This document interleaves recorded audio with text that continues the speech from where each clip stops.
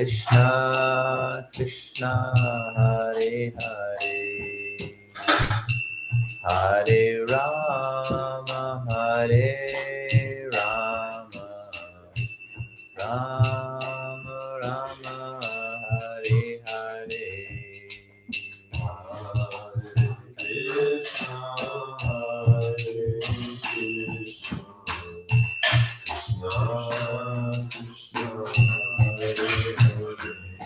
Krishna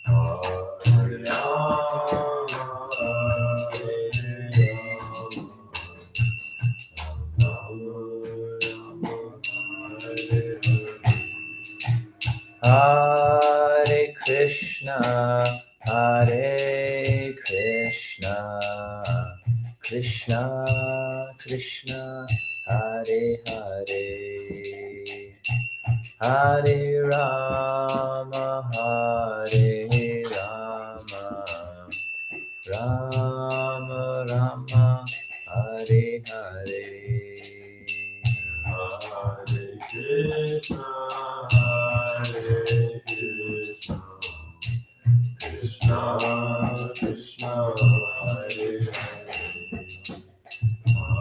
Hare Rama Hare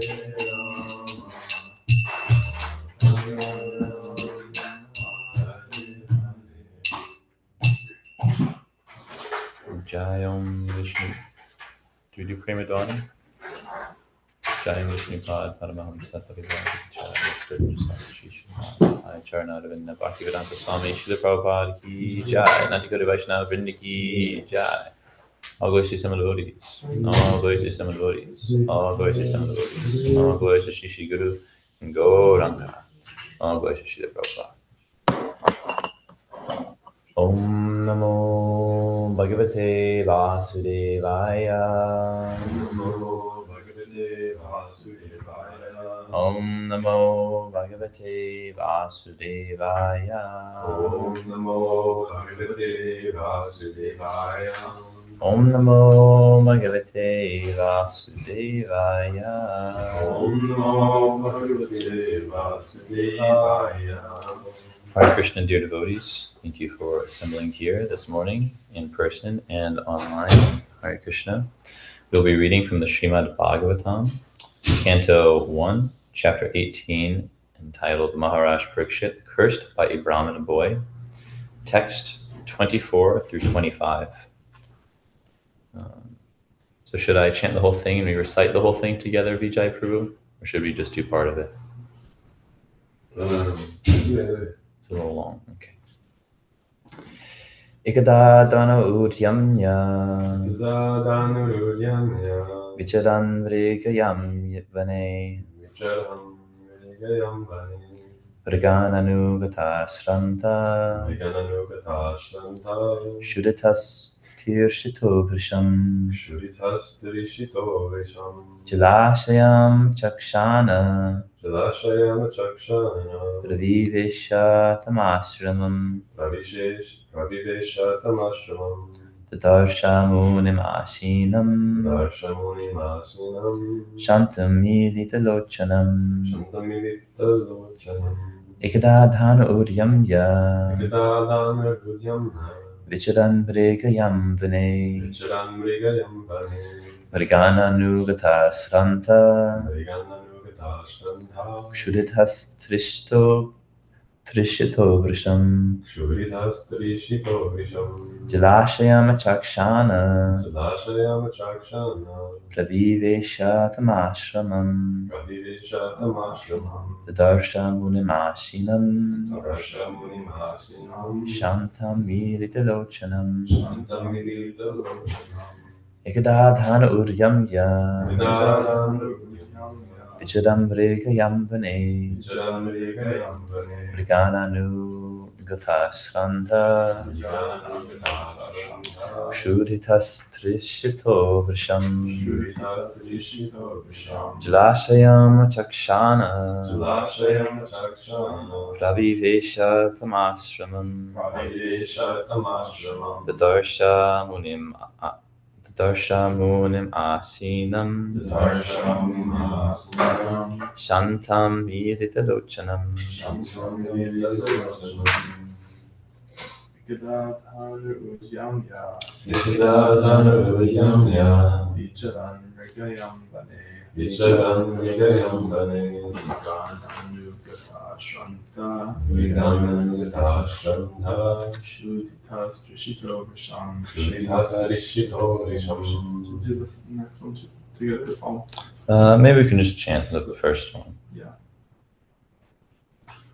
Ikadadhanu Udyamya Vicharan Mrigayam Vane Vicharan Mirkayam Vane Vrigananugata Sranta Shudhitas Trishito Vrisham Ikadadhanu Udyamya Ikadadhanu Duryamya Vicharan Mrigayam Vane Vicharan Vrigayam Vane Mrigananugata Shanta Vrigananugata Sranta Shuditas Trisito Vrisham Shudhitas Trishito Vrisham. Word for word. Ikada, once upon a time. Danu, arrows and bow. Udyamya, taking firmly. Vicharan, following. Mrigayam, hunting excursion. Vane, in the forest. Vrigan, stags. Anugataha, while following. Sranta, fatigued. Shudita, hungry. Trishita, being thirsty. Vrisham, extremely. Jala asayam, reservoir of water. Achakshana, while searching for. Pravivesha, entered into. Tam, that famous.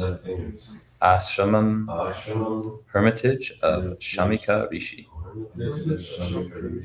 Tadarsha, saw. Munim, the sage. Asinam, seated. Shantam, all silent. Milita, closed. Lochanam, eyes. Translation and purport by His Divine Grace A.C. Bhaktivedanta Swami Prabhupada. Once upon a time, Maharaj Parikshit, while engaged in hunting in the forest with bows and arrows, became extremely fatigued, hungry and thirsty, while following the stags.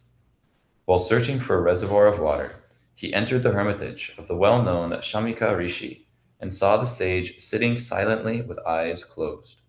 Purport. The Supreme Lord is so kind to his pure devotees that in proper time he calls such devotees up to him and thus creates an auspicious circumstance for the devotee.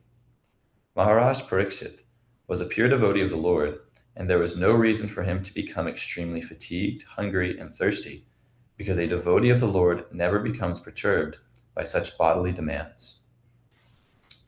But by the desire of the Lord, even such a devotee can become apparently fatigued and thirsty just to create a situation favorable for his renunciation of worldly activities. One has to give up all attachment for worldly relations before one is able to go back to Godhead. And thus, when a devotee is too much absorbed in worldly affairs, the Lord creates a situation to cause indifference. The Supreme Lord never forgets his pure devotee. Even though he may be engaged in so-called worldly affairs, sometimes he creates an awkward position, and the devotee becomes obliged to renounce all worldly affairs. The devotee can understand by the signal of the Lord, but others take it to be unfavorable and frustrating. Maharaj Parikshit was to become the medium for the revelation of Srimad Bhagavatam by Lord Krishna, as his grandfather Arjuna was the medium for the Bhagavad Gita. Had Arjuna not been taken up with an illusion of family affection by the will of the Lord, the Bhagavad Gita would not have been spoken by the Lord himself to the good of all concerned. Similarly, had Maharaj Parikshit not been fatigued, hungry, and thirsty at this time, Srimad Bhagavatam would not have been spoken by Srila Shukadeva Goswami, the prime authority of Srimad Bhagavatam. So this is a prelude to the circumstances under which Srimad Bhagavatam was spoken for the benefit of all concerned. The prelude, therefore, begins with the words, once upon a time. Om Jnana-timirandasya Jnanantina Shalakaya Chakshur Unmilitam Yena Tasmai Shri Gurave Namaha Namo Om Vishnu Padaya Krishna Krishnaya Gurave Srimate Vaisheshikadasa Adikariti Namane Nama Praharusha Shilaya Prabhupada Nisarane Anindita Hriday Tasmai Shastra Vajana Chodane Namo Om Vishnu Padaya Krishna Krishnaya Gurave Srimate Bhaktivedanta Swami Niti Namane Namaste Saraswate Deve Gauravani Prajadine Nirvisesha Shunyavadi Pasyata Deshatadine Vancha Kalpatarubhyascha Kripa Sindhuvedvacha Titanam Bhavnabhyo Vaishnavebhyo Namo Namaha Jai Shri Krishna Chaitanya Prabhu Nityananda Shri Advaita Gadadhara Shivasari Gaur Bhakta Hare Krishna Krishna Krishna Hare Hare Hare Rama Rama Rama Hare Krishna. So we're here in the first canto, just before the incident with Maharaj Parikshit and the sage known as Shamika Rishi. We all know the pastime where his son, I believe his name is Shringi, right? Sounds like the name of someone who's going to cause some trouble. He curses Maharaj Parikshit. And to the untrained eye, obviously this seems like a very unfortunate turn of events for the king. He was cursed to die in 7 days. And so, he was the king of the world. He had everything, all opulence, all fame, great family affairs like this. But he was cursed to die in 7 days and to lose it all. So obviously this seems like a very horrible incident. But as Srila Prabhupada here highlights for us, that this is actually an arrangement of the Lord for a very auspicious incident. So we see Maharaj Parikshit is getting himself in this situation under the influence of Yoga Maya. He's a great devotee, he's a very strong personality. A little bit of hunting in the forest isn't going to make him extremely fatigued and tired, but this is the beginning of Krishna leading him into this pastime. Similarly, Srila Prabhupada mentions how Arjuna is a great soul. He's a liberated soul. He knows he's not the body. He's a self-realized soul, but he was put under a kind of illusion for to be used as an instrument, a medium in which Bhagavad Gita could be spoken. I don't know if it's Shankaracharya who says that Bhagavad Gita is like milk and Arjuna is like the calf and Krishna is milking the calf. Is it Shankaracharya? Not sure. It is? Okay. So in this way, Krishna is using his devotees, not just for their benefit to lead them towards renunciation and giving up all worldly affairs, as Srila Prabhupada says, it is a essential qualification to go back home to Krishna. But it's also for our benefit as well. Obviously, we're here sitting, reading the Srimad Bhagavatam, how many thousands of years later in San Jose, California. It's pretty amazing, and we can see we're all being affected by it simply by the arrangement of this one incident thousands and thousands of years ago. We're all still getting the benefit today, practicing Krishna consciousness, so it's pretty amazing. So yeah, Krishna, he has used Maharaj Parikshit as well as his grandfather, Arjuna, as a medium to a device to tell Srimad Bhagavatam and Bhagavad Gita. So Bhagavad Gita is a very special text because Arjuna more or less acts as like the everyman. It's easy to read Bhagavad Gita and put yourself in the position of Arjuna. Of course, there's many unique things about his position. He's a very exalted devotee. He's a Kshatriya. He's a prince. But simultaneously, the questions he asks are things that we can also ask ourselves. They're relatable. They're pertinent to our situation in the material world. And therefore, he kind of acts as the everyman, or a placeholder for the person seeking spiritual knowledge. So his situation is a bit more relatable. He's at a crossroads. He doesn't know what to do. He's bewildered about his material and spiritual position. And so he's being instructed in this way. And Maharaj Parikshit's also in a very relatable position, but it might not be as obvious to someone who has not read Srimad Bhagavatam. Let me think again, a king, all this wealth, opulence, and then he's cursed. How am I supposed to connect with this text? How am I supposed to make Srimad Bhagavatam relatable? He's cursed to die in 7 days. But actually, this is the most relatable thing. This is something that every single person can relate with. It is the lowest common denominator.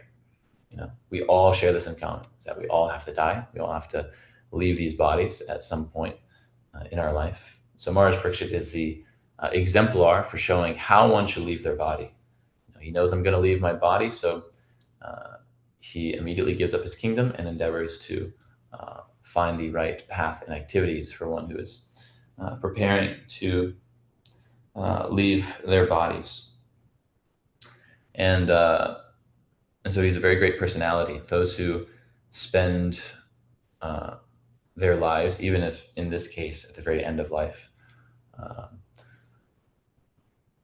preparing themselves for death, preparing their consciousness for death. They are very great souls. And this is exactly who Srimad Bhagavatam is meant for. Srimad Bhagavatam generally is meant to be read after Bhagavad Gita. So after reading Bhagavad Gita and knowing our position, Srimad Bhagavatam helps us further our detachment and prepare ourselves for death by reading of so many instances like this.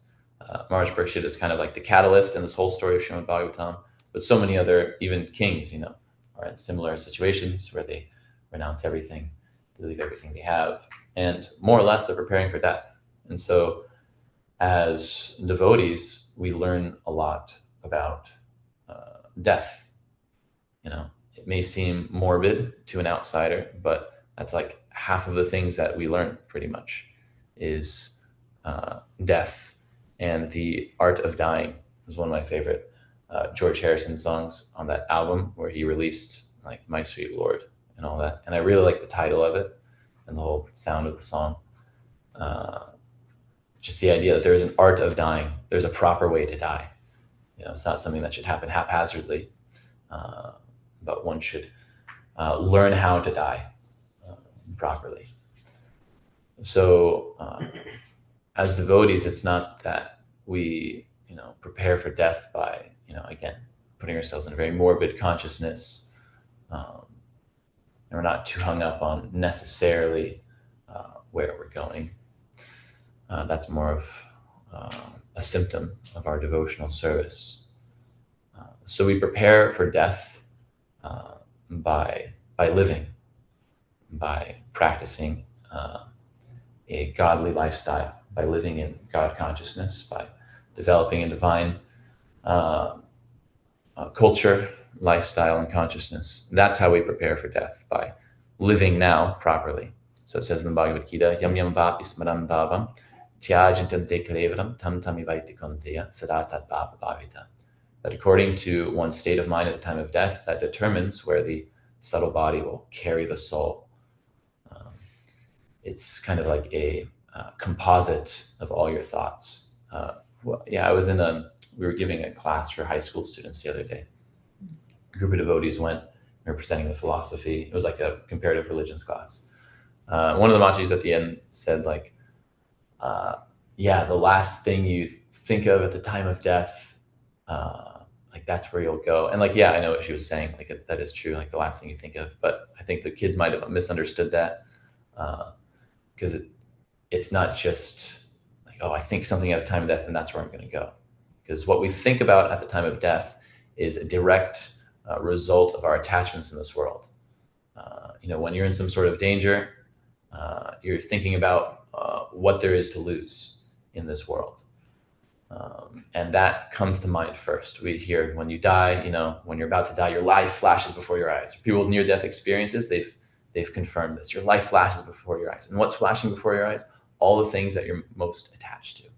So there's kind of a composite of all your thoughts and your attachments at the time of death. And so therefore, it's saying that it is a deal breaker. If you have any worldly attachments here, those are going to arise, and that's going to send the living entity again somewhere in the material world. So we prepare for death by living a Krishna conscious lifestyle. And again, as devotees, we're not so much hung up on the destination. We see in other world's traditions, you surrender unto whether it be Christ or this prophet, or you follow this scripture, and then if you just stick with it, then you'll get your ticket back to heaven. You'll go back home, and they're always thinking, okay, I just do this, and they're basically just always meditating on liberation. That's like their goal. For most of these practices, it's just to attain some sort of liberation. But for devotees, we understand that liberation takes place even within this body, and therefore, we call ourselves the Krishna consciousness movement. Obviously, Srila Prabhupada emphasized going back home, back to Godhead. He named his magazine Back to Godhead. That is definitely one of our goals, but it's more or less symptomatic of the practice of Krishna consciousness, and that in this life now, one is meant to develop the consciousness which is required for returning back to the spiritual world. And therefore, this Krishna consciousness movement is presenting something amazing to this world. It's showing the highest potential of what religion can be. That it's not just some dogma, and then you hope you chose the right thing, and you'll go to heaven, or you won't go to heaven, or you'll burn in hell forever. The Krishna consciousness movement is showing people that spiritual bliss, your relationship with God, is something that is supposed to fill up your entire being now in this life. That you're supposed to develop a state of mind, a state of consciousness where God's pleasure is always thought about, and your place in increasing his pleasure is part of your life. And so we're providing this very amazing philosophy, this Krishna consciousness movement, help people become more aware of God's pleasure, practical devotional service. Right now with your hands, you can feel the life of the spiritual world. We're not giving anyone any post-dated checks. It's like often a analogy Srila Prabhupada would use, talking about materialistic scientists. Would say, yes, in the future we'll be able to prove that life comes from matter, that we can make life in a laboratory. And Balaram Gopal Prabhu, who is our in-house biologist, can tell us that they've been saying this for decades and decades. And have they made life in a laboratory yet? They haven't. Okay. So they say in 10 years we'll be able to do it. So this is a post-dated check. In the same way, religion, spirituality, it can function in the same way. It can function as a post-dated check. You follow this, and I promise you'll get the results, but after you die. The Krishna consciousness movement is saying, right now in this body, you can experience your original divine consciousness. And actually, it's required to develop this consciousness before we go back home, back to Godhead. Because you can't enter into an atmosphere where you haven't adopted the lifestyle, the culture. The residents of the spiritual world are all pure beyond our imagination. And so we are here in this world to make a transition, to develop that lifestyle and that culture. So there's a seamless transition into the culture, the attitude of the spiritual world, where everyone is only thinking about Krishna's pleasure.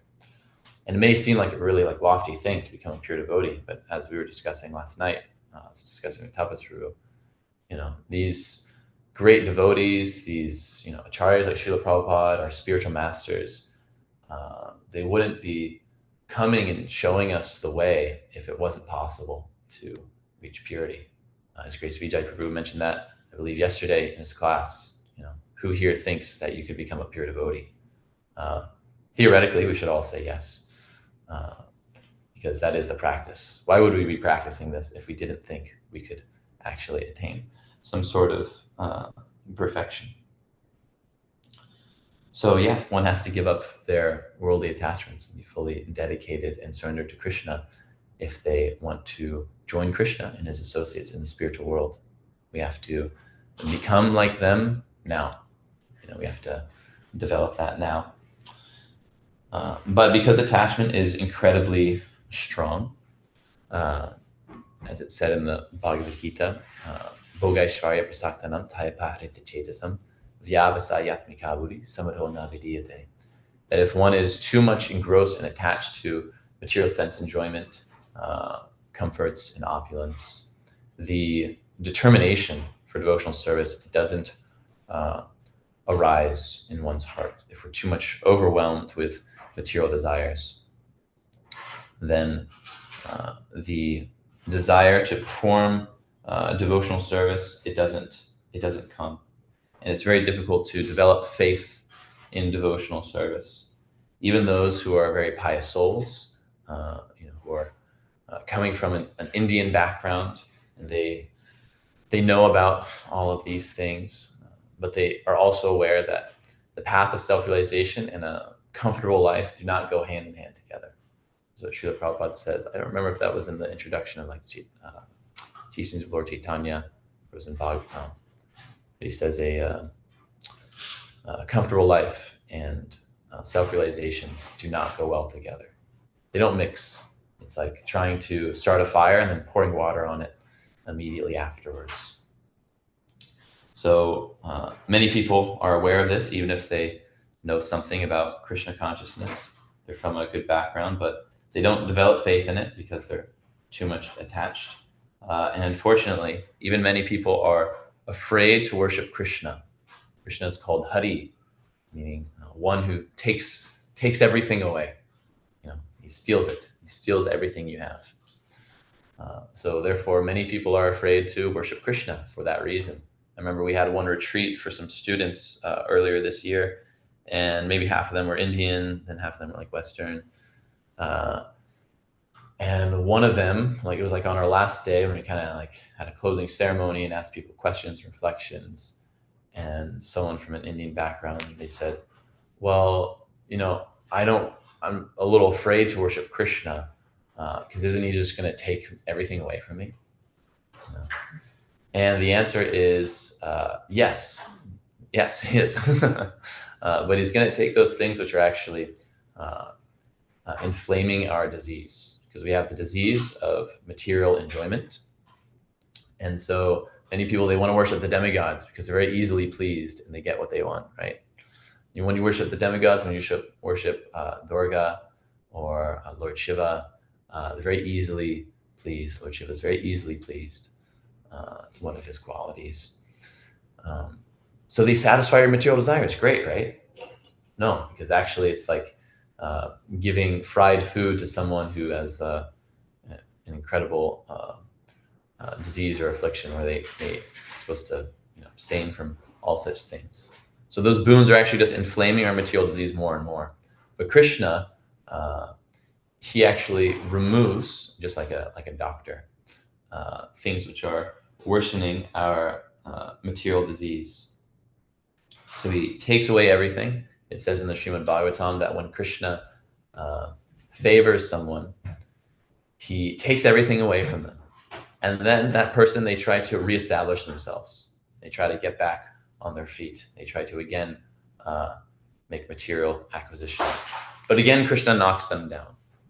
And then at that point, his family, his friends, all such people who are close to him, they reject him because they have no way to take advantage of him materially, which actually pretty much every relationship in the material world is based off of this. So then they reject him. But Krishna doesn't leave him just there. Then he gives him the greatest gift. He puts him in the care of very good doctors. He puts them in the care of his devotees. Krishna says, being very merciful unto him, I put him in the association of my devotees. The association of devotees is very powerful. Sadhu Sangha, Sarva Shastrakai, Lavamatra, Sadhu Sangi, Sarva Siddhihai. But even just one moment, Lavamatra is an actual, I think Lavamatra is an actual like measurement of time. Even just one moment's association with a devotee, with a sadhu, is enough to completely perfect one's life. And so this is really Krishna's mercy. When we see him doing this, we all know Queen Kunti is famously praying to be put in more and more troublesome positions, because in this way she can always remember Krishna. We should always be remembering Krishna. Madmana Bhavaman Bhakto. And so Krishna's putting us in these positions, again, to give us the choice. Of course, even when it seems like he's forcing us into these positions, still we always have the option for material enjoyment. We can always still turn our back to Krishna. You know, someone said to me recently, and I really related with it, that they felt, I think it was a brahmachari, they felt checkmated by Krishna. And any of my brahmachari associates and Prabhu, you're definitely a brahmachari, feel checkmated by Krishna. He arranged things in such a way where the only choice you had was to surrender. And in one sense, that's true. You know, he's analyzing our desires. He actually knows we're ready. You know, but also we could have still turned away. We always had the opportunity to go back to material enjoyment, even if it seems like he's arranged things in such a way. So even Maharaj Parikshit, even still, you know, on his own accord, he's doing this. He's choosing the right path, going to the assembly of sages, learning what he should do at the time of death. That's still his choice. But he's doing this to invoke a mood of surrender and dependence, always feeling dependent on him. Because without this mood of surrender, our devotional service doesn't actually fructify properly. And without this feeling of dependence, one can't even really approach Krishna. Srimati Kunti Devi says in her prayers, Janmaishvarya Shuta Shribir, Edhamana Madapaman, Naivaharyatya Vidatam by Twamikinchana Gocharam, that Krishna is very, very easily approached, but not by those who are still endeavoring to gain some position, whether it be better birth, higher parentage, prestige, wealth, fame, education. Anyone who is still thinking that this material world is a place to become nicely established, they cannot sincerely call out for the Lord. They cannot sincerely call out because they still think that they're the controller. They still think that actually I don't need Krishna. I need him when things are going poorly. And I need my son to get into the right school. I need to get a promotion. But otherwise, I am the cause of all of my success. But not just in, you know, our struggles, as we're seeing here. Krishna is also arranging all of our success as well. So we owe all this to Krishna. But if we don't have this mood of dependency, Srila Prabhupada often, he gave very simple instructions actually on how to chant the holy names. And one of the main ones is that you should be calling out to Krishna like a baby crying for its mother. You know, he would just say, you know, hear very attentively, hear yourself chant sincerely. And then the mood he would describe is like a baby calling out for its mother. So if we want to properly perform the Yuga Dharma, we have to learn to call out for Krishna, become dependent on Krishna.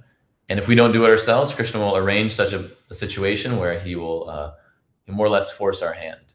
You know, he will expose our enjoying mentality and how it's a faulty system of the pursuit of happiness.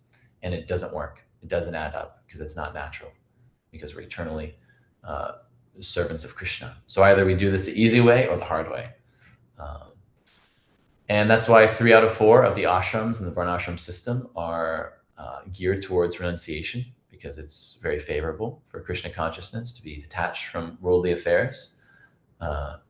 Where there's the Grihastha ashram, which has some license to, you know, accumulate more material possessions and positions and some enjoyment with, you know, wife, family.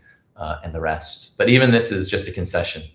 And Krishna has also arranged this in order to purify us of those desires. When one enters into the Grihastha ashram, and after spending many decades in it, Krishna makes it very clear that it's not as enjoyable as it might have seemed. So Krishna's whole system is perfect. He's arranging everything, whether you take to renunciation early in life or later on. He's pushing us, and he's, as Prabhupada is saying,